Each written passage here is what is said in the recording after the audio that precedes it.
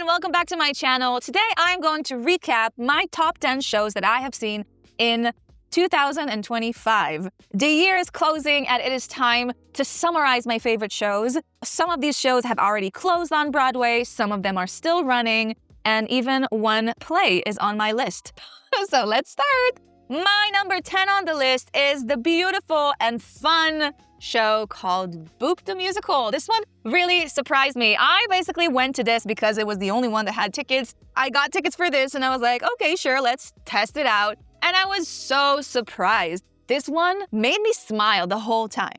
It opened at around March and then it closed in July, so it had a very limited run. It didn't survive the Tonys that much, and I think it also didn't really decide on who the audience is. It is an all-family show, but children don't know who Betty Boop is. She is not in anything these days. Even I did not grow up on her, and I am in my 30s. I don't know what they thought, but I will say it's a very, very fun show. This show is about Betty Boop, who is kind of tired of her life as a famous actress in the black and white world. She decides that she wants to go to the real world and explore other areas. So she goes to the colorful world of, Earth. Yeah, that's the story. She meets friends, she meets people. This whole story of growth and finding yourself and discovering who you are. It's really beautiful. It has some great songs. The songs were all fun, poppy, catchy, and songs that you love dancing to them afterwards. The thing that caught me the most in this show was the outfits and all of the costume design. I think this show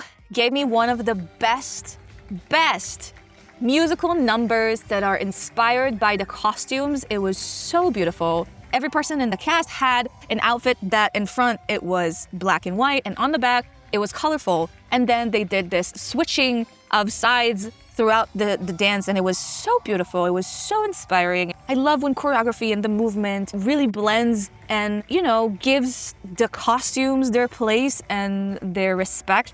It just felt like all the people in the production worked together in the most beautiful way. That was the main number that I remembered and I loved so much. I think it does have a tour that's coming out. It's going around the US. It does not have a production on Broadway currently, and I don't think it will come back. I think they actually made the show to have some buzz on Broadway and then continue on the road because it really fits going on the road. It's an all-family, it's a fun one. It is something that I would see again, and I don't always want to see shows twice. So this one definitely will be one that I'll be like, yeah, I'll go for the dances and the fun. It's really cute. It's still a children's musical, kind of. And the story is very cheesy, but the dances and the costumes and the actors, they just made it worth it. I will give a shout out to Jasmine Amy Rogers. She did a fantastic job. She had a fantastic Broadway debut, and I think she is now in Spelling Bee, which I wish I could go see. Side note, I saw that. It was amazing. You should go see it. And that's it on Betty Boop. On my 10th place is another one that actually surprised me, and I did not expect it at all to leave such an impact on me, but this is Floyd Collins. Oh, I got a paper here. What does it say? Nothing important. Please turn your phones off. And again, after intermission. Very nice. I did not plan on seeing this show. The only reason that I saw it is because I won the lottery for it and I didn't have anything else to see, and I was like, okay, yeah, sure, let's see it. And I am so glad. I heard some mixed reviews on it, and the story felt kind of heavy, and the songs felt kind of like heavy and not my style. But this was fantastic. It had a limited run. It ran for a few months on Broadway. And Floyd Collins tells the story of Floyd Collins, a cave explorer that went too far and got stuck in a cave. It tells the story of his family and the whole community really fighting for his life and trying to save him. Then how the story spread wings and people started coming, and it became like a carnival of trying to rescue Floyd Collins. And it is based on a true story, which is pretty darn crazy. Look, this musical is a heavy one, and I loved what they did with the stage. It is so hard to create a musical where your main actor, especially when it's Jeremy Jordan, is literally sitting on a chair the whole show, just sitting there. So A, kudos to Jeremy Jordan for not needing to go to the bathroom or holding it for the whole time. And B, kudos for him for sitting for 2.5 hours and doing nothing but singing and acting in a chair. That is so hard, and he did a fantastic job. He was so good. I think this is my favorite show that I've seen him at, and I've seen him in a few ones, but this is my favorite performance of his. I think the best thing about this show was the set design. I just loved how they created this illusion that he is running in the cave and exploring and then stuck and then having people come to him. And what they did with the stage, they just did a beautiful job of it. And I loved the breaking of the special songs that had like these special, vibes to them. I always love songs that break the pattern of the musical, and this one had it. And the story was really good. I did not expect to be so invested in it.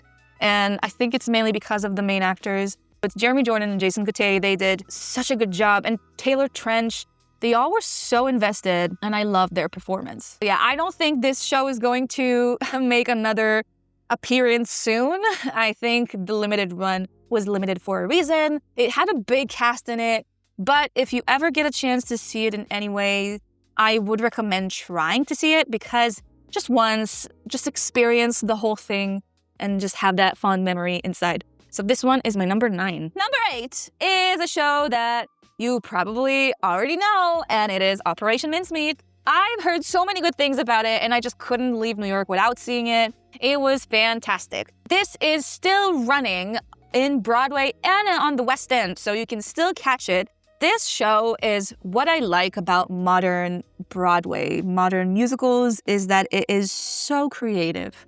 And it is thinking outside the box when you create a musical. This is all about that. The story of this show is about a bunch of British soldiers that try to do an operation to trick the Germans, and they basically need to find a dead corpse and then disguise it as somebody else.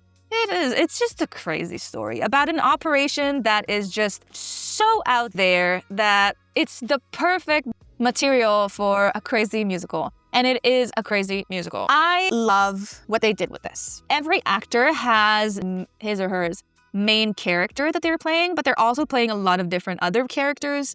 They're switching throughout the show, and they're just going crazy. The set was so good. I felt in this show that I am always missing something, and there's something that I'm not seeing because I'm so focused on one thing. I always felt like there was something else that I could see. Now, this feeling you usually have when you see big numbers of, shows like The Great Gatsby, when there's big musical numbers, or Newsies where it's like always dancing, or even Some Like It Hot with that crazy scene with the doors at the end. But this one, it just felt like always I'm missing something. Always there's something to see. If it's on the set, if it's with the changes, it just felt so dynamic and moving, and I loved it. The story was funny, the songs are funny, and even emotional. It touches all the right spots, and I think this show is going to stay for a while. So there is a world tour that is launching apparently in 2026. There is a world tour that is launching with this show. I don't know where it's gonna stand. Probably it's gonna be in the US in a lot of cities. This is something to catch. My number 7 is the show Real Women Have Curves. The main reason I have put it on the list is because this show made me smile from the beginning to end, and I felt that it had so much energy and so much power that I just had to add it to the list.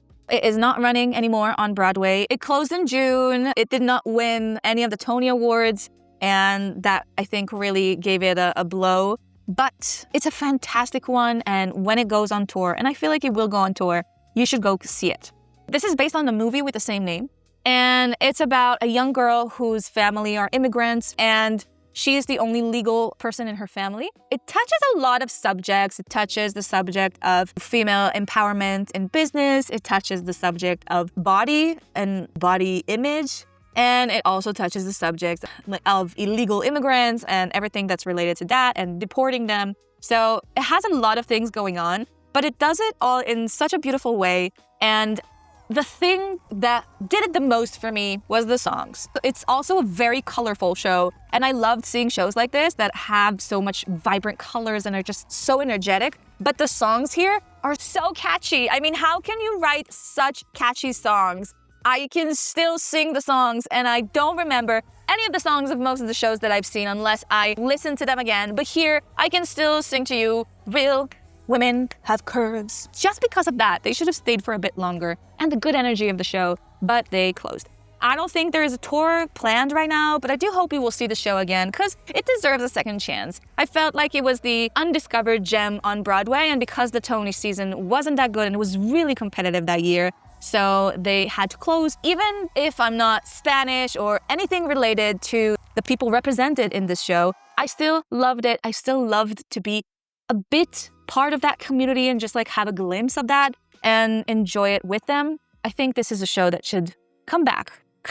Bring Real Women Have Curves back. It's so fun. Let's see. My 6th best Broadway show of 2025 that I have seen is Smash. I am sure some of you would tell me, oh, Jordan, what are you talking about? This show sucked. No, I am sorry. This show was fantastic, and I am a fan of the TV series. I have seen it a few times. I love the songs from it. I love everything about that show, and I loved everything about this show.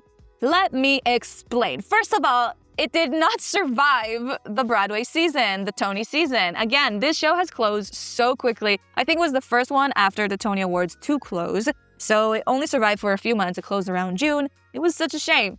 People got really mad at this show, and I don't know why. Smash is telling the story of the behind the scenes of creating a musical. Now, the musical is about Marilyn Monroe, and it tells the behind the scenes of the producers, the writers, the main actress, and all the people related to that show.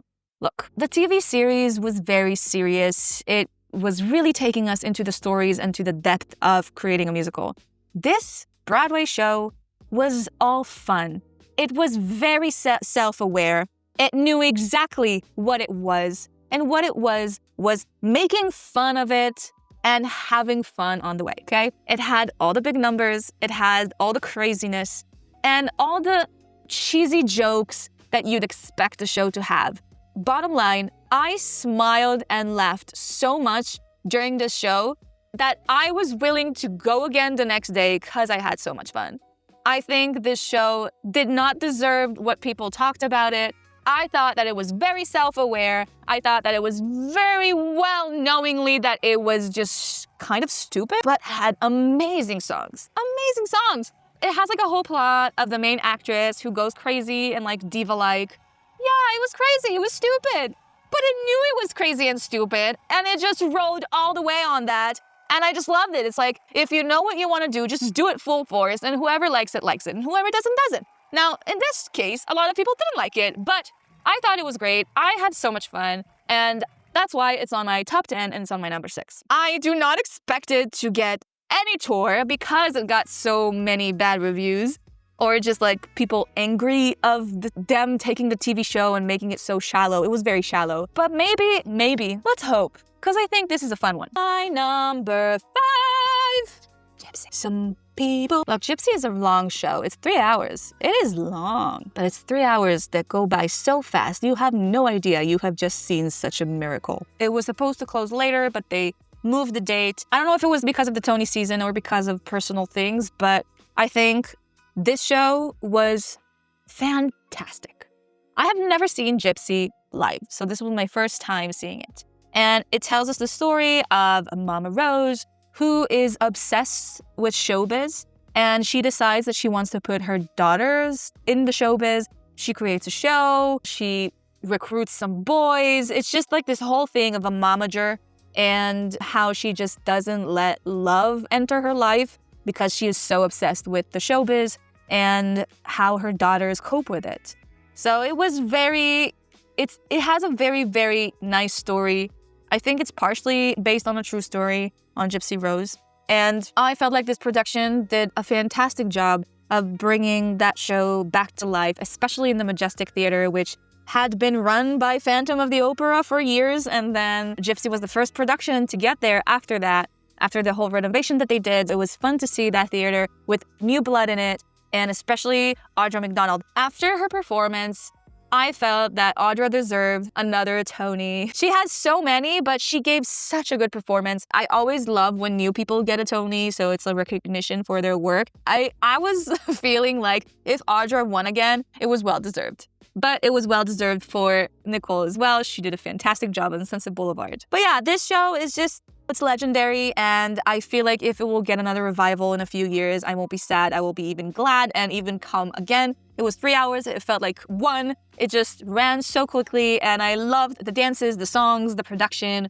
A big Broadway production, and they did it so good, and they cast the most perfect cast to it. And this is the first all-black female actresses to play the main characters. And I loved that switch. It just didn't feel like it was out of place. It was perfect, and I think they did an amazing job. And all the actresses are really good. I also saw Joy and Jordan in The Notebook, and they're amazing. So seeing them again in different characters was just fun. I loved it. Good one. Number 4 is the Tony Awards season of 2025. Maybe happy ending. Yeah, it was a good one. Look, guys, I can't say anything bad on this show. It was so good, so cute, so fun. This show actually went on Broadway in 2024.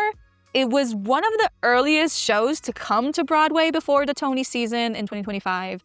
And it is still running. It's still kicking asses all around Broadway. It is a great show to see. There is a tour coming to the US. I would not be surprised if it will go around the world because I feel like this is such a great original new musical. For whoever doesn't know, it tells the story of 2 retired robots that go on a journey together. It's as simple as that. They discover love and friendship and adventure together, and it is just a beautiful show. I love the songs on this. This is one of the shows that I still listen to the songs all the time. They're so cute and have like this fun, quirky style to it. I would really recommend at least listening to some of the songs because they are really just cute. This whole show is just cute. I have no other way to explain it. I think they did a fantastic job of filling the stage with 4 actors, mainly 2 actors for most of the time. They had the most creative ways of engaging and still having the audience captive. If it was a beautiful fireflies scenes, piano in the center of the stage, or holograms that they did, which felt really realistic. And they got creative with this show, and they did it amazingly. I love the set design. I think it had the most unique style to it. And just everything about the show was pretty impressive. It's not easy to get a new original musical to Broadway, and this did an amazing job and well-deserved win. I think it will run on Broadway for a lot more. Doing that in the Belasco Theater, which is known to be cursed, is fantastic. So kudos to them. My number 3 best musical that I've seen is not a musical, it's a show. I had to add it to the list because I don't see a lot of plays. When I'm in New York, I usually spend the time going to musicals. So when I choose plays to see, it is something very specific. This one blew my mind. Stranger Things, The First Shadow, tells the story of Henry Creel, aka Vecna, aka Number 1, aka AKAs. And it tells the story of him in his childhood when he first came to the city. I was so blown away by this show that I feel like everybody should see it, even if the story does not interest them. You don't have to know Stranger Things or have seen it in order to understand what's going on. It does have some things going into it that you recognize from the show, but it's a prequel, so it's basically all the story beforehand and can be just told without any context. But context is good, it's fun. It makes you understand some things more. But this was not just a show. This was an experience. They did it so beautifully. I know that they wrote it with the Duffer Brothers. I will say that some of the things that went in the show felt that it's not connected to the TV show because it felt like they were missing plots or like they knew each other here, but then they don't know each other in the show. It just felt off. But I didn't care. The whole set and what they did with it and how they did all of the special effects of flying and monsters and the lab. I felt like I was watching the TV series in life on stage. It was so good. I was like this. The whole show, I was at the edge of my seat and I was so excited to see what's next. This blew my mind. If you get a chance and if you love the series, go see it. If you don't, fine. Still go see it. It's such a great adventure. It's also running on Broadway currently, and it's running in the West End. If you get to London or New York, this is a show that you should definitely catch. It's so good. So good! My number 2 show is actually the first show that I wanted to see when I went and traveled, and it's Sunset Boulevard. What they did with this show is, again, what I love about Broadway and revivals. Jamie Lloyd took the original material, and he just changed the whole thing and made it so interesting. If I would have heard the material without the production that he did and how he conveyed it to me, I don't think I would have liked it. I would have been a bit bored. It's one of those shows that is a bit dark. Its style is really heavy, just not my style. And what Jamie Lloyd did is I felt like he brought it to the current century. Sunset Boulevard tells the story of a silent film actress who is trying to get back to the spotlight, and she uses a young director to do that. Things get tense. What Jamie Lloyd did is that he cleaned the whole show. He made the stage bare. The only things that they had was basically cameras and a huge screen. He brought the silent actress to this moment and did it with amazing cameras, filmed the stage, he went outside of the theater. I'm sure you've all seen the famous walking song outside of the theater. All of these effects, they might seem gimmicky to some people, but I felt like it made me be more invested in the show and love the little things that, or big things that made it modern and made it more relatable to me or just to younger audiences.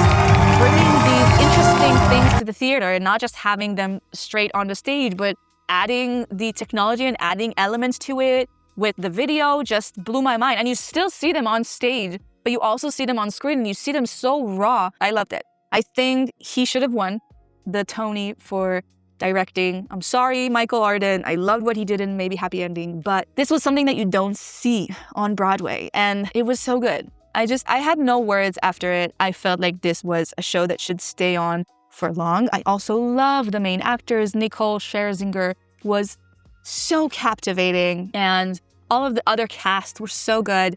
It's just, it was such a good one. It is not running anymore on Broadway or on the West End. They basically closed the production. I know Jamie Lloyd went after that to do Evita on the West End. Hopefully it will come to New York one day, but I know that he did the same tricks there. So I hope he's not a one-trick pony and he has more up his sleeve, and I'm very excited to see what he does next. And this was a production to see. So I knew this was one that I wanted to see. I was so glad I got tickets and I saw it. And this is why it's on my number 2. Just revolutionary for Broadway. Love it. Oh, my number 1 show. This was my favorite show to see on Broadway in 2025. Just in time. I can't tell you how much I was waiting to see this. I had lots of reasons. The main reason I wanted to see Jonathan Groff in another show to decide finally if I like his performance or not. I know, it sounds very, very posh or very stuck up, but I saw Jonathan Groff in Merrily We Roll Along. I did not like his performance there. I'm sorry, he was too happy for me. It just felt unauthentic in some ways, and I just didn't connect to him as I wished I was. I like Daniel Radcliffe more. But here, oh my God, I understood the whole depth of who Jonathan Groff is. And I felt like he poured his heart and soul into the show, and it is shown. Just in Time is a jukebox. It tells the story of Bobby Darin and his life and his work. I did not know Bobby Darin at all or almost any of his songs. If I knew a song of his, I was surprised, but I love Circle in the Square. I think it's one of the best theaters on Broadway. It just gives you a way to do a show in a unique way because of the way the theater is built. And they did it. I entered this bar kind of nightclub area. It was really fun. I love that they put some chairs and tables in the center so the actors could really sit on them and interact in a way with them. I felt like that was bringing the audience closer to the actors, and everything feels so small and so intimate in that theater, which makes the whole experience better. I thought that Jonathan Groff gave the performance of his life. I think he deserved the Tony so much more for this than Merrily. I know, you might hate me, but I just didn't like him in Merrily. I did understand why. So Jonathan Groff is a smiling actor. He smiles all the time. And sometimes I feel like it takes from the authenticity because nobody smiles that much. It just feels fake. Maybe he does in real life, but on stage it felt just not right for some of the situations. And in Merrily, the only place that he was very vulnerable, they cut it off so quickly that I didn't have a chance to see him really shine in his moment. But here in Just in Time, he did that. He lost the smile in some of the scenes that he needed to lose the smile. He felt so genuine. and he felt so real. And beside from just singing and playing, he also danced and sang so beautifully and so precisely. I mean, come on, how can you do that? It's so hard. And he also played some of the instruments. I mean, this guy can do everything. And I feel like this show was built for him and made him look amazing. And I don't know if it will survive after he leaves, but if you have a chance to see it with him in it, go see it. Also, I loved how they handled the story of Bobby Daring.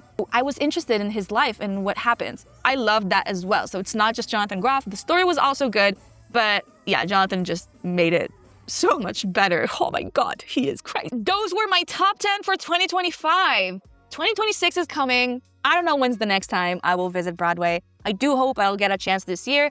I have some productions that I'm excited for. Some, I guess, are still on their way. The Tony season is going to be interesting because there's not a lot of competition right now. So I do hope that in the next month, we will hear on new productions coming to Broadway and it will spice up the season a bit. Until then, thank you for watching. If you like this content, please like and subscribe to my channel. I will see you in the next video. Bye!